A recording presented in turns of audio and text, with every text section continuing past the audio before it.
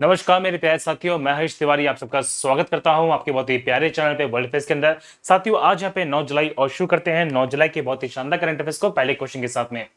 यहाँ पे देखिए किसे चार्ज दिया गया as director general of All India Radio. Most important देखिए यहाँ पे अभी अपॉइंटमेंट जो की गई है, तो ऑल इंडिया रेडियो के जो नए डीजी बने हैं वो बने यहाँ पे कौन साथी है, तो इसका जो सत्य आंसर है वहां पे एन वेणुधर रेड्डी। यस, तो एन वेणुधर रेड्डी को देखिए चार्ज दिया गया है director general of All India radio. अभी जो एन वेणुधर रेड्डी है ना साथियों, ये इंडियन इंफॉर्मेशन सर्विसेज के देखिए ऑफिसर है 1988 बैच के, और जो अभी करंटली वर्क कर रहे हैं principal DG of the news service division of All India Radio, और इन्हें ये अतिरिक्त प्रभार जो दिया गया है। आपको बता दो, जो ऑल इंडिया रेडियो है जो एयर है, इसे ऑफिशियली यहाँ पे 1957 से एक नाम दिया गया जिसे बोलते हैं आकाशवाणी। ये सारे के सारे फैक्ट आपको पता होने चाहिए, ये आकाशवाणी केंद्र है। चलिए, ममता बनर्जी के नेतृत्व में जो पार्टी उनकी तृणमूल कांग्रेस, उन्होंने क्या किया, संविधान के किस अनुच्छेद के तहत विधान परिषद की जो बनाने के जो प्रस्ताव है वो पारित करवाने की बात कर दी है, वो पारित कर दिया है। तो यहाँ पे कौन सा आर्टिकल है इंडियन कॉन्स्टिट्यूशन का, तो उसका जो सत्य आंसर है वो है आर्टिकल 169। यस, देखिए जिस प्रकार से संसदीय प्रणाली हमारे भारत के केंद्र में है, उसी प्रकार से राज्यों के अंदर भी यहाँ पे इसी प्रकार की व्यवस्था की गई है। तो राज्यों के अंदर हम जब बात करते हैं साथियों, तो विधानमंडल की बात की जाती है, और विधानमंडल दो क्षेत्रों से मिलकर बनता है, दो सदनों से मिलकर बनता है, विधानसभा विधान परिषद। विधानसभा तो सभी राज्यों में जहां पे मुख्यमंत्री वहां पे विधानसभा होगी, लेकिन विधान परिषद ये राज्यों पर निर्भर करता है कि राज्य अपने राज्य में चाहे तो विधान परिषद को लागू करे या फिर ना करे।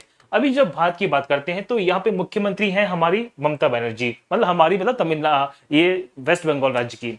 तो पश्चिम बंगाल राज्य में हुआ क्या, देखिए कि मुख्यमंत्री ये बनी है तीसरी बार, लगातार तीसरी बार। पहली बार थी यहाँ पे किस वर्ष में, मेरे साथियों आपसे पूछेंगे 2011 में, फिर 2016 के अंदर, और अगली बार है 2021 के अंदर। तो ममता बनर्जी ने क्या कहा है, उन्होंने ये कहा कि जब मैं मुख्यमंत्री बनूंगी तो मैं राज्य के अंदर दोबारा से सुनिए ध्यान से, तो दोबारा से विधान परिषद को लागू कर दूंगी। इसका मतलब ये है कि यहाँ पे पश्चिम बंगाल के अंदर पहले भी विधान परिषद कभी रहा होगी। यस, ये बात सत्य है कि पहले भी यहाँ पे विधान परिषद थी। तो अभी हुआ क्या कि 294 मेंबर्स पड़ते हैं विधानसभा के अंदर, लेकिन जब यहाँ पे वोटिंग की गई थी, जब यहाँ पे देखिए वोट किए गए थे, तो 265 मेंबर शामिल थे।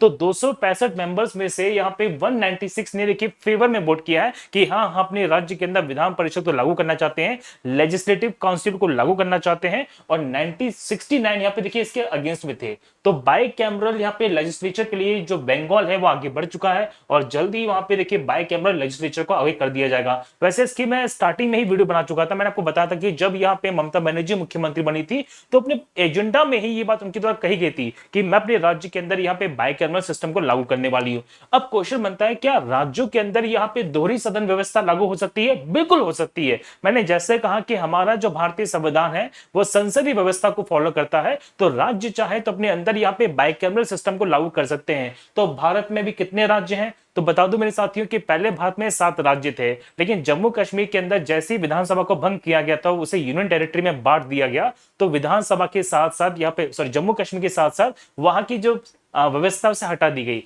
तो वर्तमान भारत के अंदर यहाँ पे 6 राज्य हैं जिनके अंदर दोहरी सदन की व्यवस्था आती है, बाई कैमरल लेजिस्लेचर है, जिसमें उत्तर प्रदेश है, बिहार, आंध्र प्रदेश, महाराष्ट्र, तेलंगाना और कर्नाटका।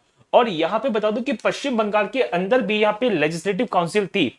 जब 1937 में देखिए पश्चिम बंगाल बना था मेरे साथियों, और आजादी के काफी लंबे वर्षों तक यहाँ पे विधान परिषद रही, लेकिन 1969 में यहां पे चुनावों के बाद के विधान परिषद को भंग कर दिया गया था। ये सारे के सारे फैक्ट मैंने आपको पहले बता चुका था, चलो कोई दिक्कत नहीं है। तो अभी समझ लीजिए कि आंध्र प्रदेश है, महाराष्ट्र है, बिहार, कर्नाटक, तेलंगाना, उत्तर प्रदेश, वो भारत के 6 राज्य हैं जहां पे विधान परिषद को स्थापित किया गया है। चलिए साथियों, चलते हैं नेक्स्ट क्वेश्चन की ओर। इनमें से वो कौन सा देखिए प्लेटफॉर्म है जिसने न्यूज़लेटर प्लेटफॉर्म बुलेटिन को क्रिएट किया है? तो यहाँ पे सोशल मीडिया जो साइट है जिसका नाम है फेसबुक। यस, तो फेसबुक ने यहाँ पे एक नया देखिए एक नया चीजें अपने उसमें लेके एप्लीकेशन में न्यूज़लेटर प्लेटफॉर्म बुलेटिन को लॉन्च किया है। अभी बुलेटिन क्या देखिए, तो सोशल मीडिया जो जायंट है फेसबुक, मैं जायंट ही कहूंगा इसको, कि देखिए कहीं ना कहीं फेसबुक ने बहुत बड़ा सोशल मीडिया का जो क्षेत्र है वो कवरेज किया हुआ है। हम तो आदी हो चुके हैं फेसबुक के, सही बात है ना। चलो, तो सोशल मीडिया जायंट है फेसबुक देखिए, जिसने अनाउंस कर दिया है to set a publishing and subscription tool जिसका नाम है बुलेटिन, और इसका मेन एम है to promote independent writers in the US. तो ये इंडिपेंडेंट राइटर है जो यूएस के अंदर जो स्वतंत्र विचारधारा वाले लोग हैं, उनके राइटिंग को, स्किल्स को देखिए बढ़ावा देना चाहता है। मतलब ये कहा जा रहा है कि आप हमारे प्लेटफॉर्म को यूज कीजिए, आपके मन में जो कुछ भी आता है लिख दीजिए, अगर आपके फॉलोअर्स हैं तो आपको डेफिनेटली फॉलो करेंगे। तो ये अच्छी बात यहाँ पे की जा रही है, भारत में इसको जल्दी ही लॉन्च कर दिया जाएगा और इसमें देखिए फोकस किया जाएगा यहाँ पे creation of the content, monetization पे और साथ ही साथ में ऑडियंस ग्रोथ पर। और ये बेसिकली बात की जा रही है कि हम यहाँ पे ना आपको पूरा का पूरा टूल देने वाले हैं राइटिंग के लिए भी और ऑडियो कंटेंट के लिए। मतलब आप यहाँ पे पॉडकास्ट से लेके लाइव ऑडियो रूम्स ये आपको मिलने वाला है एक ही प्लेटफॉर्म के अंदर। ये बात की जाने में फेसबुक के द्वारा। तो फरवरी 2004 में स्थापित किया गया था। पे सीईओ है मार्क जकरबर्ग, बहुत ही अमीर व्यक्ति है। चलिए साथियों, चलिए क्वेश्चन देखिए पूछा गया है कि इनमें से वो कौन सा ओके। अभी देखिए हमने जो बात करते हैं क्वेश्चन बना है कि मास्टर कार्ड ने ये मैंडेट एचक्यू के लिए किसके साथ यहाँ पे पार्टनरशिप की है। तो यहाँ पे जो सत्य आंसर है वो है रेजर पे। यस, तो आप जानते हैं कि एक यहाँ पे देखिए रेजर पे कंपनी है जो बेसिकली एक मर्चेंट है, ठीक है, पेमेंट सॉल्यूशन प्रोवाइडर है यहाँ पे रेजर पे। और इसने पार्टनरशिप की है मास्टर कार्ड के साथ टू लॉन्च मैंडेट एचक्यू। ये पेमेंट इंटरफेस है जो हेल्प करने वाला है कार्ड इशूइंग बैंक्स को to enable recurring of payment from for इस कस्टमर। तो ये बात यहाँ पे की जा रही है कि कस्टमर से पेमेंट रीपैक के लिए बात की जा रही है। और साथ ही साथ देखिए हम जब बात करते हैं रेजर पे के बारे में, इसे सिक्विया कैपिटल, जीआईसी और अदर यहाँ पे जो इंटीग्रेटेड मैंडेट एचक्यू है उनके साथ भी यहाँ पे 50 बैंक्स के साथ इसे टारगेट किया जाएगा 12 महीने के लिए। ये सिंपल से फैक्ट इसमें आने वाला है, कोई बड़ी बात नहीं है। चलिए सिंपल सा क्वेश्चन था, बस याद कर लीजिएगा कि रेजर पे ने यहाँ पे मैंडेट एचक्यू के साथ एचक्यू के लिए किसके साथ यहाँ पे एक कोलैबोरेशन किया है। तो उसका सत्य आंसर है वो यहाँ पे क्या मेरे साथियों मास्टर कार्ड है। बजाज एलियांज जनरल इंश्योरेंस ने यहाँ पे कॉर्पोरेट एजेंसी में एंटर की है किसके सहयोगी बैंक के साथ में। तो बजाज एलियांज जो जनरल इंश्योरेंस कंपनी है ना वो कॉर्पोरेट एजेंसी में आ चुकी है किस बैंक की सहायता के साथ में। इसका जो सत्य आंसर साथी है वो है बैंक ऑफ इंडिया। यस, तो यहाँ पे बजाज एलियांज जनरल इंश्योरेंस और बैंक ऑफ इंडिया ने एक कॉर्पोरेट एजेंसी एग्रीमेंट को साइन किया जिसके अंदर यहाँ पे देखिए जो डिस्ट्रीब्यूशन है बजाज एलियांज का वो बढ़ जाएगा और बैंक की सहायता से ये अपने नेटवर्क को 5084 ब्रांचेस में 80 रिटेल बिजनेस के अंदर और 60 जो एसएमई सिटीज हैं उनमें बढ़ा देगा। तो ये बात यहाँ पे की जा रही है। तो आप कह सकते हैं कि बजाज एलियांज ने देखिए बैंक ऑफ इंडिया के साथ कोलैबोरेशन करके अपना बहुत बड़ा एक्सपेंशन कर लिया है। हम जब बात करते हैं इसके बारे में देखिए तो मुंबई में हेडक्वार्टर है रिलेशनशिप बियॉन्ड बैंकिंग। यहाँ पे बैंक ऑफ इंडिया की देखिए टैगलाइन दी गई है और अतनु कुमार दास यहाँ पे सीईओ है। ये सिंपल सा क्वेश्चन बनेगा। इंपॉर्टेंट क्वेश्चन है अभी कि फॉर्मर देखिए कांग्रेस लीडर थे यहाँ पे जिनका नाम था वीरभद्र सिंह, उनका भी हाल ही में निधन हो गया मेरे साथियों। ये किस राज्य के मुख्यमंत्री रहे थे। तो कांग्रेस के नेता थे वीरभद्र सिंह जी, मुख्यमंत्री थे यहाँ पे हिमाचल प्रदेश राज्य के। वैसे बता दूं मेरे साथियों कि अभी यहाँ पे बहुत सारे शख्स हैं जो अभी यहाँ पे देहांत हुआ जिनका। तो यहाँ पे कांग्रेस के बहुत ही फेमस लीडर रहते वीरभद्र सिंह जी। वैसे कहूं तो राजा वीरभद्र सिंह इनका कहना सही रहेगा। तो देखिए इनका वास्तविक नाम है राजा था कृष्णवन के 134वें राजा माने गए थे हिमाचल प्रदेश के क्षेत्र से राजा वीरभद्र सिंह। और ये बाद में देखिए बहुत ही फेमस पॉलिटिशियन बने और 6 बार ये सबसे ज्यादा 6 बार यहाँ पे कांग्रेस की तरफ से हिमाचल प्रदेश के मुख्यमंत्री रह चुके थे। एग्जामिनेशन में क्वेश्चन कई बार पूछा जा सकता है आपसे कि हिमाचल प्रदेश में सबसे लंबे समय तक सबसे ज्यादा बार, तो सबसे ज्यादा बार मुख्यमंत्री का जो पद पे रहने वाले व्यक्ति है वो कौन है पे। तो आंसर है वीरभद्र सिंह है। तो 6 बार यहाँ पे रिकॉर्ड तोड़ यहाँ पे वीरभद्र सिंह जी के नाम पे ये रिकॉर्ड है नाम किया गया। इंदिरा गांधी जी की जब सरकार थी केंद्र के अंदर तो वीरभद्र सिंह यहाँ पे 1976 से लेके 1977 तक यहाँ पे केंद्र के अंदर यहाँ पे केंद्रीय पर्यटन मंत्री और नागरिक उड्डयन मंत्री। देखिए हम जब बात करते हैं सिविल एविएशन की बात की जा रही है जो भी वर्तमान में ज्योतिरादित्य सिंधिया जी हैं वो कल ही इसके देखिए मंत्री बनाए गए हैं। अभी डीएमआरसी के द्वारा देखिए किस मेट्रो स्टेशन पे भारत की पहली फास्टैग यूपीआई आधारित जो कैशलेस पार्किंग जो सुविधा है वो शुरू कर दी गई है। तो किस मेट्रो स्टेशन पे यहाँ पे फास्टैग को शुरू कर दिया गया है। तो ये शुरू किया गया दिल्ली के अंदर यहाँ पे एक बहुत ही फेमस मेट्रो स्टेशन है जिसका नाम है कश्मीरी गेट। यस, तो कश्मीरी गेट मेट्रो स्टेशन पे तो डीएमआरसी के जो एमडी है जिनका नाम है मंगू सिंह उनके द्वारा इसे इनॉग्रेट किया गया। और ये पहली पार्किंग है जो यहाँ पे फास्टैग बेस्ड है किसी भी मेट्रो स्टेशन के अंदर पूरे इंडिया के अंदर। तो पूरे इंडिया के अंदर देखिए पहली मेट्रो पार्किंग है जो से फास्टैग बेस्ड किया गया ताकि जो यहाँ पे ट्रैफिक होता है मेट्रो के आने और जाने के समय में वो बिल्कुल ना हो जाए और लोग बड़ी कन्वीनियंटली यहाँ पे देखिए आज और जा सके। तो यहाँ पे बात की जा रही है। साथ ही साथ यहाँ पे देखिए ई रिक्शा के लिए टैक्सीज के लिए भी ये प्लान किया जा रहा है। बहुत ही इंपॉर्टेंट है। देखिए हम जब भी कभी फंस जाते हैं तो गूगल के नेविगेशन का सहारा लेते ही है, सत्य बात है। तो जो इलाके ज्यादा भीड़ भाड़ वाले हैं तो वहां पर जीपीएस नेविगेशन का एक ऐप है जिसका नाम है साथी यहाँ पे क्या उसका नाम है वेज। तो ये जो वेज है ये एक प्रकार की सब्सिडरी है यहाँ पे गूगल की। इसके सीईओ कौन बने हैं, बहुत ही इंपॉर्टेंट है और आपको जान के खुशी होगी कि इंडियन अमेरिकन इसकी सीईओ बनी है। तो इसका जो सत्य आंसर है वो है नेहा पारेख। यस, तो नेहा पारेख देखिए बन चुकी है यहाँ पे CEO of crowd source navigation app जिसका नाम है वेस। देखिए हम जब वेस की बात करते हैं तो नोआम बारदीन इसके सीईओ थे जिनको उन्होंने रिप्लेस किया है। जो वेज एप्लीकेशन है इजराइल में फाउंडेड हुई थी 2008 के अंदर, तो इजराइल के द्वारा इसे बेसिकली डेवलप किया गया था 2008 के अंदर। गूगल ने इस एप्लीकेशन को एक्वायर्ड किया है 2013 के अंदर और ये 56 लैंग्वेज इसमें शामिल है। तो जितने भी भीड़ भाड़ वाले इलाके हैं वहां पे सटीक नेविगेशन को दिखाने वाली एप्लीकेशन है वेज, जिससे अब गूगल के द्वारा पे देखिए सहायता दी जा रही है, गूगल के द्वारा से एक्वायर कर लिया गया है। ये सारी की सारी फैक्ट मैं आपको डिटेल से बता दी। क्वेश्चन बहुत ही इंपॉर्टेंट है कि who is the author of the book India to the rescue.